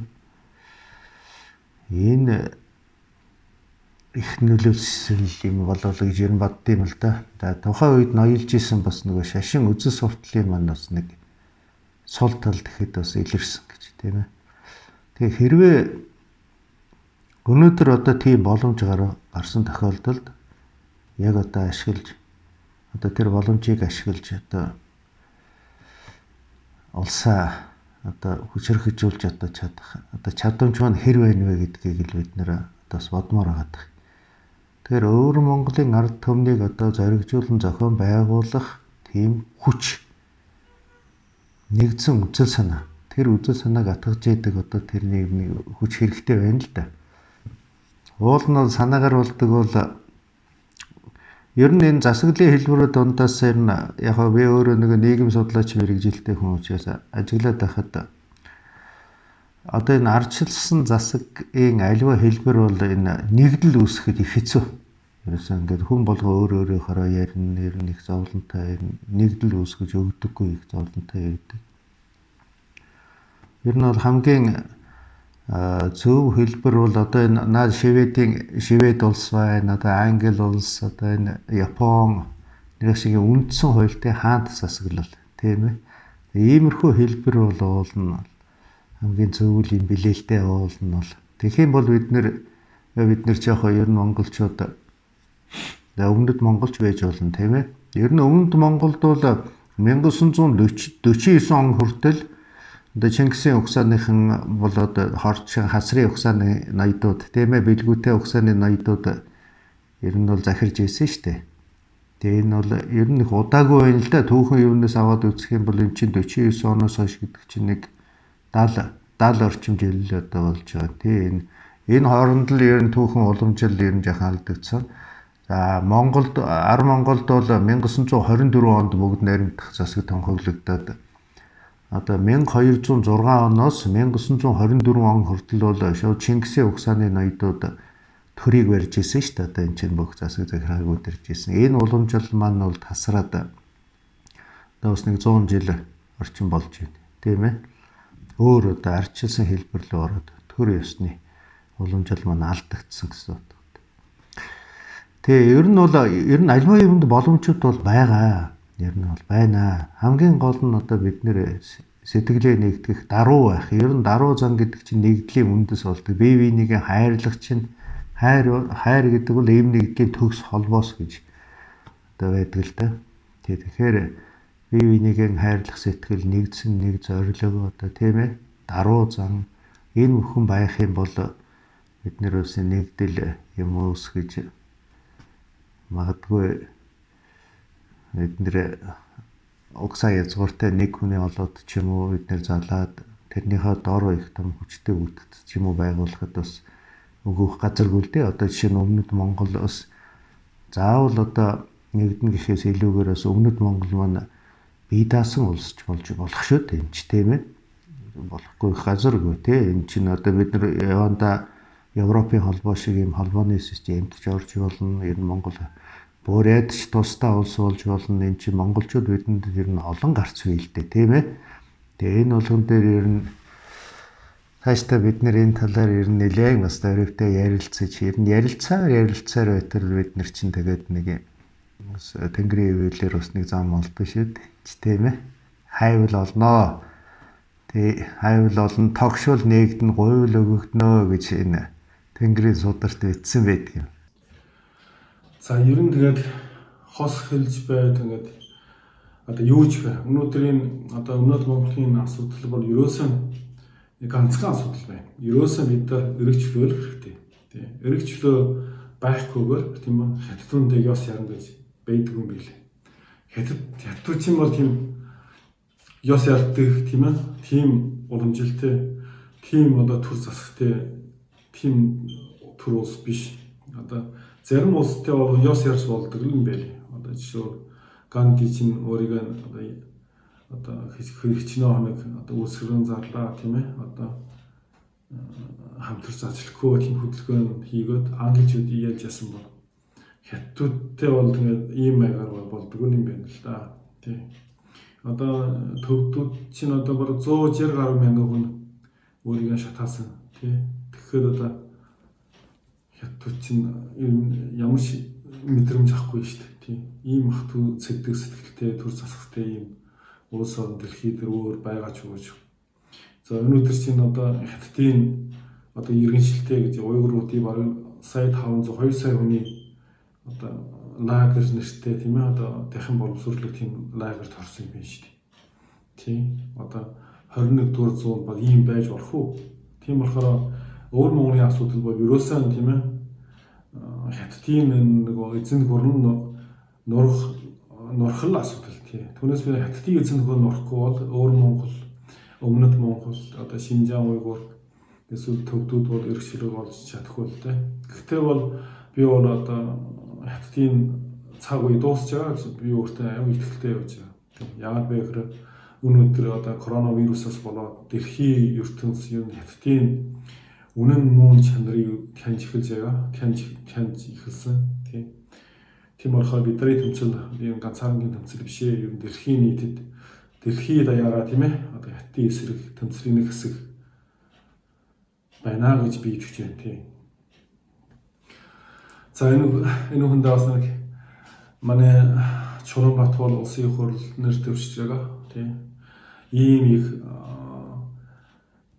цаг зав муутай үед манай нэг төрөлд ирээд ингээд оролцоод явж явахдаа би маш их баярлаж байна шүү. Тэгээ би одоо өмнөд Монголын хэдэн сая хүний төлөөлж чадахгүй боловч тийм ээ бас танд одоо баярлж ядгаа энэ ташрамд хэлье. Мөн таны сонгуулийн ажилд амжилт хүсье Тий. За Чулуунбаатар одоо тэгээд их хурлын сонгуульд улсын хурлын гишүүн болж сонгогддог болтугай. Тэгээд өөр Монголын асуудлыг улсын хурлын тавчин дээр ашиж ярих болтугай гэж хүсэж байна. Танаас болтугай. Яг үнэ. Ээ. Тэнгэр ивэд сонгогдвол заавал ярина. Тий. За. Та сонгогдох нь тодорхой юм байна уу гэдэг хэлж яг амны бэлгээс аштын бэлэг тийм ээ сайхан бүхэн ирээд хуран чуулахыг хэн эс мэдлээ дээ. Хүний чинь нөгөө сэтгэлийн татвал би энэ хайчих уу гэдэг үг чинь тэр сэтгэлийг татчихсан тэр гайхамшигтай хаан маань гайхамшигтай илтгэгчл байсан байгаа байхгүй юу. Дуу хоолойны хувьд нөгөө тэр дээдсүүд тэгж ярьдаг юм билэ. Гайхалтай илтгэгч байсан учраас хүмүүнийг татаж чадсан. Гэхдээ тэр хүний гайхалтай зүйл нь юу байсан гэхээр нөгөө хүнд байх мөн чанаруудыг хүний итгэл алдахгүй байх, чин зориг гэдрийг өөрөө тэрийг мэдэрдэг байсан тийм бас нандин юмнууд нь байгаад байгаа байхгүй. Тэгээд энэ гоё яриан дээр зүгээр нэг энэ сэдвтэй холбоогүй зүйл ярихад жамх тэгж хэлжсэн гэсэн. Энийг нөгөө нэг 21-р зуун Монголоос эхэлнэ гээд одоо Тэнгэрлэгөө явцсан нэг цэрэнд орж байгаа гэдэг нэг мундаг та хэд бүгдөө мэдэн дэ оточод имэлгээ үүсгэн байгуулагч цэрэнд орж байгаа хэлжсэн. Жамх тэгжсэн гинэ хажуу тийшээ хар та гэдгсэн ингээ харсан чинь чиний эргэн тойронд Чингис байх юм бол энэ нийгэм гайхалтай нийгэм байна гэсэн нь одоо бидний сайн мэддэг 13 дугаар нийгэм байжээ. За ингээ хажуу тийшээ харахад чинь Чингис биш одоо хин нийгэм байж байгаа юм бол хиж гөрөөс буюу одоогийн нийгмийг дийлэнх нь эзэлж байгаа хүн сүрэг одоогийнхоор бол хүн сүрэг тухайн үеийнхээ хэллэгээр бол хиж гөрөөснүүд байх юм бол гутамшгаа гэж. Тэгэхээр тэр үед амьдарч байсан хүмүүс бүгд Чингис гэдэг чинь нөгөө гэгэрцэн нэлээд дээд төвшөнд очсон ард түмэн тийм байсан гэд бодохоор бүр ингээд өөрийн ирэхгүй сэтгэл ингээд догдлоод байдаг л да. Тэгээ одоо хэдүүлээ өөртөө байгаа юу одоо хүрээндээ нэг хүнийг ч гэсэн жоохон гэгээ татуулах юмсан л гэж юу бодож зорж явдаг штеп. Төрүүлж яваа юм уу арай жоохон нийгэмдээ одоо юу гэдгиймдээ олон түмэн одоо таныг улсын хурал дэвшүүлж байна гэдэг чинь та олон хүнийг татаж чадах олон хүнд гэгэрэл өгөх хүн байна шүү дээ ингээд бодохоор тэгэхээр чин яг тэгж байгаа шиг нарс ахвал одоо яг шивэдтэй өөртөө ингээд тохирсон ингээд маш их гэрэлгээгээ цацруулж байгаа хүн шүү дээ одоо дайчин гэхэд ялгаа байхгүй би ихэд одоо нэг эцэгчүүдтэйгээ нийлээд нэг хүүхэд нэг 400-аад 200-аад хүн чиглээд ороод ирж байгаа тэр 200 хүний чинь нэг жоохон ч гэсэн дүүлийн бадрах юмсан л гэж бодож шиглэж явдаг. Тэгэл тал талаасаа хийгээд ахаар чи хэдүүлээ нөгөө хөвчрхэг юм чинь. Гэхдээ хүний сэтгэлгээ ингээд хараад байхад тархинд байгаа хогийг цэвэрлэх хамгийн хэцүү.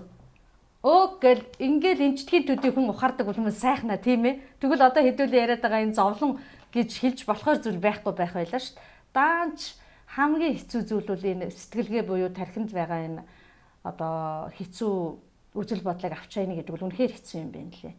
Тэгэхээр та бол тэрний төлөө хамтсан шамлаад орж байгаа юм байна. Амжилт хүсье. Манай монголчууд сэрсэн түмэн олны сонголт мэрэгэн байх болтугай гэж хүсэж байна.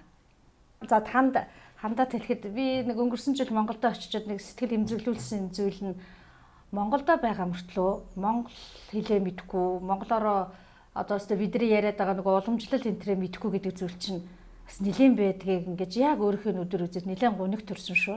Тэгээ та одоо дэвшээдээд ингэх юм бол боловсролын тал дээр бүр гүн гүнзгийгээр тэр зүйл дээр анхаарч ажиллаарай. Тэр бол зүгээр нэгдүгээр ангиас нь хийчдэг болчдөг тийм боловсрол биш. Гэр бүл бөгөөд нөгөө сургуулийн өмнөх наснаас нь гэдэг дээр бүр анхааран яриараа гэдгийг танд өстө бүр үнэхээр чин сэтгэлээ хүсэж байна. Тэгээд их хэл буюу сүм хэлийг бид нар бүр цэцэрлэгийнхэн наснаас 11 нас хүртэл нь их хэлээрээ мэдрүүлсэн тохиолдолд нөгөө хүсээд байгаа хэлүүдийг бол хүүхэд нэгт асуудалгүй сурна. Өөрөө хэлнийхаа яруу тансхийг мэдэрсэн хүүхэд даяаршил гэдэг нэг рүү алхаад ороход бүр хүчтэйгээр задарч өгөх үндэс нь бол их хэл буюу сүүн хэл юм шүү. Тэгэхээр та бүр энийг сонгогдоод орсон ч орсон ч байсан гэсэн бүгдөө ингээд эндээ бүр маш том анхаарлаа хандуулж өгөхөд та дэм тус болоорой. Нэг хоёрт Ар Монголдо буюу эх орондоо амьдарч байгаа хүмүүс иргэнийхээ үүргийг биелүүлэхгүй байгаа хүмүүстэй хууль эрх зүйн үүднээс нь анхаарал тооцохыг та бас ингээд хууль санаачилж өгвөл ямар вэ? Яагаад ингэж тавьж байна вэ гэвэл өөрийнхөө их хэлийг мэдүүлэхгүйгээр хүүхдээ гадны цэцэрлэгт хөтлөж аваачиж өгж гин гэдэг нь иргэнийхээ өмнө үндсэн хуулийн өмнө хүлээсэн үүргээ бол яг үнэндээ зөрчиж байгаа юм шүү. А бидний хувьд бол хүссэн хүсээгүй хэлийн чамдадад амьдарч байгаа учраас тэр хүүхдийг одоо шивэд сургуульд нь аваачиж өгөхөөс арга байхгүй. Гэвтэл эх орондоо амьдарч байгаа байж энийг бол хүний эрх мэрх гэд ярих бах. Гэхдээ энэ бол судлаад үзэхэр үгүй байх юм бэ лээ шүү.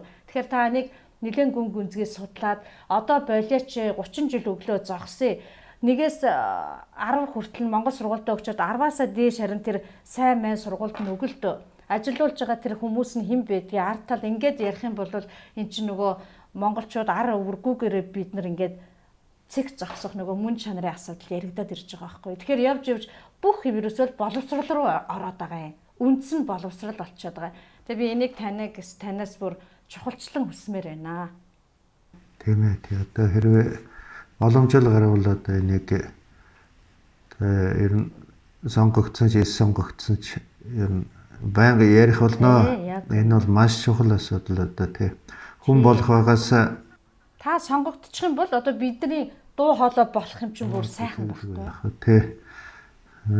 Тий илүүтэй бүр гарцсан бүр илүүтэй байх болно. Тий. Сайн залбирч байгаарай. Залбирна. Уулаас хөх мөгтөн гэртээ дандаа л ярьдаг шүү. Хилдэг, хүсдэг, тий талархдаг. Тий. Япончууд 1932 оноос чинь Манжугаа улсыг байгуулсан. За зөв монголчууд бол Япон улсын одоо Манжугаа улсын харьяанд байсан шүү дээ, тийм ээ. Тэр үед бол японочууд бол монголчуудын талаар нэлээд эерэг одоо бодлогоодыг явуулж исэн. Монголчуудыг бас өргөж өгж исэн. Бодлого явуулж исэн л да. Одоо ер нь монголчуудад ямар хандлагатай байдг юм бэ? Японочууд тэр уламжлал юу нь болоод байна уу? Одоо монголчуудын төлөө одоо бас их юм хийсэн шүү дээ, бас хийсэн байдгийн билээ. Одоо тэр уламжлал нь одоо тасраагүй байна уу? Аль эсвэл одоо энэ тал дээр ер нь бодлого явуулахаа болсон уу? Тухайн үед бол одоо тэгээд яг таны ярьсан шигээр одоо зүүн монголчууд Манж улсын хараанд ороод олон монгол сургуулиуд байгуулсан. Тэрнээр гарахгүй тэр олон мөрөгжлүүд сурсан. Тэгээд настай миний аавч гэсэн тэр Японоос Монгол байгуулсан монгол сургууль суралж байсан хүүхэд байсан. Одоо энэ яванчууд дэнд ялгасны дараа ингээд бочаад ирсэн. Аралдаан бочж ирээд энэ монголчуудын тухай нэг бүлэг судлаач одоо энэ дэлхийн монгол судлалын хөрөөнд аваад үжвэл японочууд бол хамгийн өндөр түвшинд байгаа. Энэ монгол улсаас гаднах энэ олон улсад ярьж үжвэл монгол судлаач маш олон байгаа. их сургуульд нь ч хүртэл одоо монгол хэлний мөрөгжлийн би ч гэсэн өөрөө уусгаахийн энэ гадаад судлалын дээд сургуульд асфарант докторант үтчихсэн. Яг энэ зүүн Асын хэлний чиглэлээр тэгэхээр монгол хэлний салбар гэж тусгай мөрөгжил байсан. Одоо ч гэсэн Токиод бас байна. Токиогийн гадаад судлалын их сургуульд ч гэсэн ийм энэ монгол хэлний тусгай мөрөгжил болгож энэ судалдаг улс бол сурагчид хүртэл хүмүүжүүлдэг улсууд бол тийм олон биш. Тэгэхээр бол Японы монгол судлал бол маш өндөр түвшинд байгаа. Гэхдээ энэ улс төрийн хөгжөөнд аваад ирвэл харин ч тухайн үеийнхэн шиг тийм энэ өвөр монголчууд, өмнөд монголчуудыг яад нэг ингэж дэшээ өргөе гэсэн ийм бол улс төрийн тавчин дээр илөөр бол хөлөгдөх юм бол арай болоогүй. Жишээлбэл энэ Америкийн улсын парламент дээр улсын ордол дээр тэгээд эгрийн уцаадлыг ингээд ачраад ярих юм уу? Төвдийн асуудлыг ингээд хүнээрхийн хоолыг ингээд баталж байгаа шүү дээ. Японы одоо парламент бол одоо энэ жишээлбэл өвөр монголын асуудал гэж өврийн асуудал ч төвдийн ч гэсэн өлгөөнгүй яраагүй шүү дээ. Гэхдээ энэ асуудал бол энэ доор жишээлбэл манайс бас энэ улсын ордын гишүүдтэй уулздаг боломж байгаа, ярилцдаг боломж байгаа. Манайс бол одоо дэмжиж туслах боломж чаг үе байгаа, чаг уулзчихсан, очижсэн, ярилцчихсан. Сайхан яраад ирвэл энэ асуудал бол аяндаа ингээд эгэр төвдөөс ч илүү энэ өмнөд монголчууд бол явж та арай нэг юу гэж хэлхий сэтгэлгээний талаар юм уу, түүхийн талаар ойрхон ярил бас ярих юм арим байгаа. Тэгэхээр бол манай хөдөлгөөн бол одоо дээрээ бол тийм нэг их өндөр түвшинд төрчихлээ гэж бол одоо манаас хэлдэг. Гэхдээ ийм их боломж бол бас зөндөөн байгаа. Яг тань хэлдэг шиг энэ гарчууд бол олон жилийн талаар манаас бол гар орж энэ асуудлыг хийх боломж байгаа. Ялангуяа энэ улс төрийн урт шүрүүн байдлаар бол энэ боломжууд бол бас бүр сайн жих хаврах байхаа гэж бодож байна. За мөн манай цол баяр багшд маш их баярлсан шүү. Одоо цол баяр багштай би холоо бариад ярихад манай багш маань хүүхдүүд аваад бүр одоо манай энэ Стокгольмоос хойшоо 500-600 км-ийн хойно 600-700 ч рүү хойно аялж ясан үедээ тэгээд аялын таслаа зогсоогоо тийм ээ. Бараг шөндөө ирээд манай нэвтрүүлэгт орж байх явдал бол бид нарыг үнэхээр өстэй дэмжиж том ажил шүү. Танд маш их баярлсан шүү гэж хэлье. Үгүй. Тий.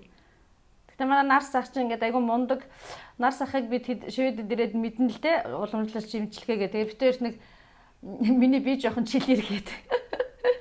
Тэгээд эвжлүүлэх болоод ярьж хөөрөөд тэгээ би нар сахыг өөрийнхөө мэддэг зүйлийг ингээд хүн чинь түгэх хамгийн чухал. Нөгөө эрдэмтэй боловсралтай хүн гэж химбэ гээл ярихаар бүх зүйлийг яригдан. Тэгэхээр та одоо ингээд түгэгээч гэдэг чинь манай ах чинь бүр асар сайхан үйл ажиллагаа хийдэг хүн. Тэгээд өнөөдөр ийм зүйл их хэлний тухай ярина гэд урагт нь би аялалд явж ирсэн өстэй бүх зүйлээ өөрчлөө та хад тэгээ энэ нэвтрүүлэгт оролцож байгаадаа их баяртай байгаа шүү. Хин нар сах одоо намайг ингээд хүнддгээ тоогоод ингээд урьсанд би одоо чин сэтгэлээсээ баярлаж байгаагаа бас илэрхийлье.